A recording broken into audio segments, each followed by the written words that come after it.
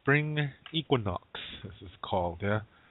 And Lakota star knowledge, the spring equinox, long time ago, Lakota people would go up to is the highest mountain in the Black Hills. Of course, we call it Sapa. Sometimes you hear Black Hills known as Baja Sapa too. But I've heard it mostly as Sapa. Now, both of them mean hill. Anyway, this journey actually started in February, where it's not everybody, okay? It's just certain people. And see, today's Lakota people misunderstand this too. They think that all Indians did this, and this is not true. Only certain people did this because it's really a hard journey. And it was mainly Heoka people. Heoka people, they are men that dreamt of the lightning and thunder, and it followed a certain protocol, yeah, in the dream, and so that they have to be Heoka. That means they have to do everything in backwards or opposite, yeah, and sometimes it's quite comical, what the result is, and they have the thunder being watching over them, and so these Heokas are going to be in this ceremony. Mainly, it's supposed to be them doing this, yeah. There's a certain star constellation. It's a pipe bowl constellation. It represents a pipe bowl. Yeah, and when this passes through the sun's path, that means they're supposed to in February they're supposed to start gathering their red willow and processing it. That's what they're going to put in their pipes. Yeah, they do that once a year. And this is not like tobacco. Yeah? This does not have nicotine in it. Okay, this doesn't ruin your lungs like tobacco does. Okay, traditionally we don't use tobacco.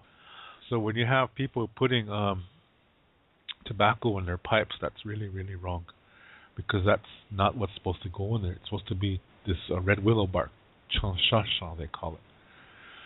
And then they're supposed to get ready and start walking towards this highest mountain in the Black Hills called Hinokaha.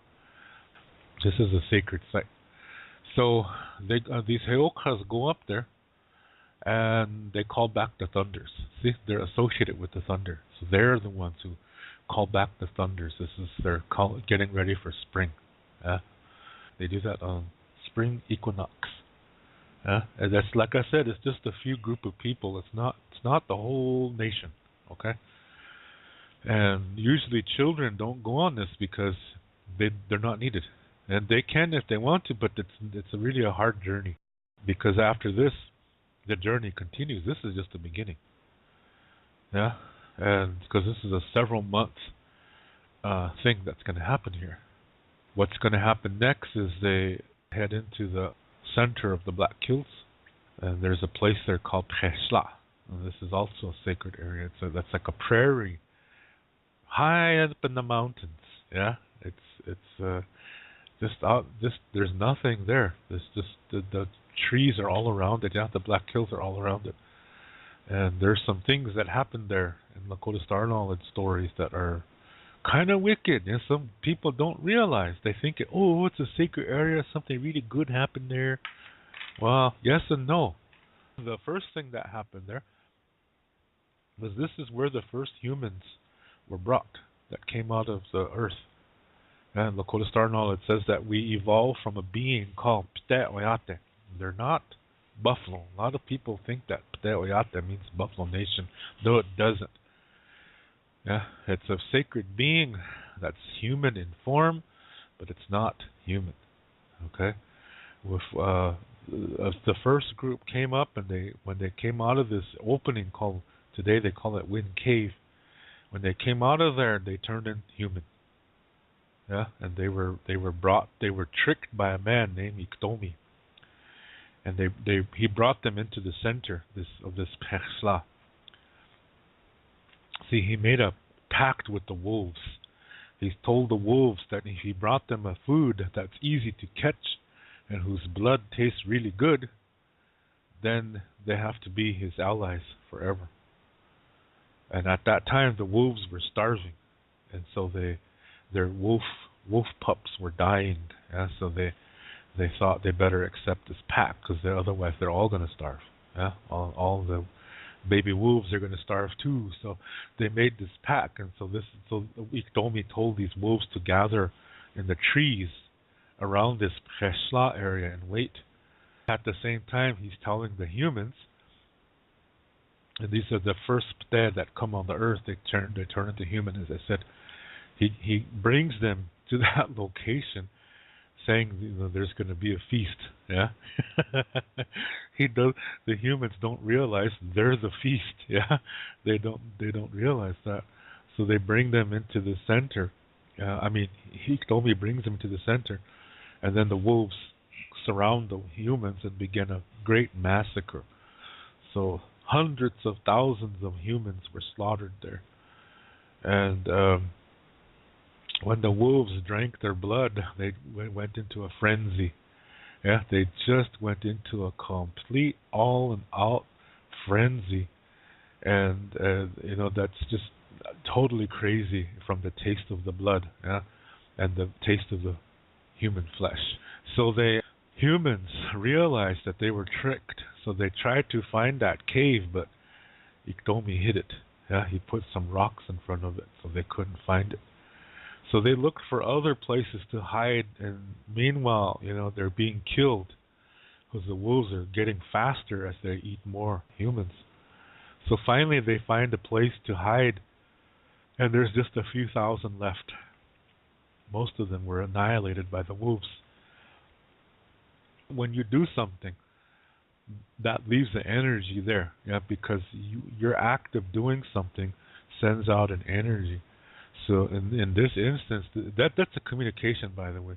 And so in this instance, we have, thousands of wolves that were slaughtering thousands of humans. And so this energy of massacre, murder, yeah, this energy was really strong in that area. This is why they stayed out of there. Yeah, this is why Lakota people never camped inside the Black Hills in this Preshla. They could have, because it's a really good protection area, yeah, but they never did because of this story that I'm telling you. The energy that was left behind was so disturbing that nobody wanted to camp there.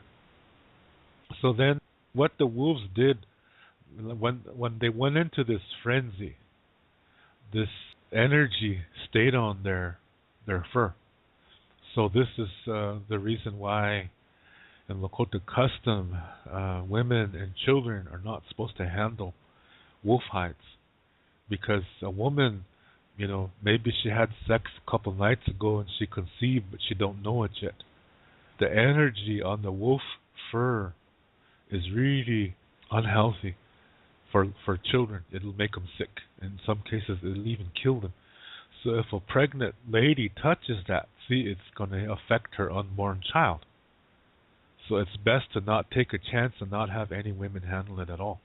They don't want to take that chance unless you're an old woman. Your days of your childbearing years are over. Then they can handle it, no problem. But it affects children in a really unhealthy way. You see, this is why the wolves are enemies to Lakota people and also to buffalo. Now, when the Lakota people were in trouble, the rest of the Pte Oyate that were under the earth, they came up to help them. Yeah? And when that second group came up, they turned into buffalo. Pte Chaka. That's what they're called. Humans are called Ikche Oyate. And Buffalo Nation is Pte Chaka Oyate. Yeah? And so the buffalo give us everything.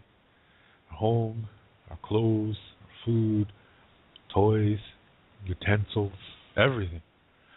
And we have an instruction that we're only supposed to take what we need, and what we take is for everybody, not just for ourselves. And that we give something back from ourselves. That we maintain the balance, that we apologize whenever we take something. That same procedure is used even in taking plants. Yeah, you do the same thing. You give something back. You just don't take. You have to give something back. So that's where that custom was started.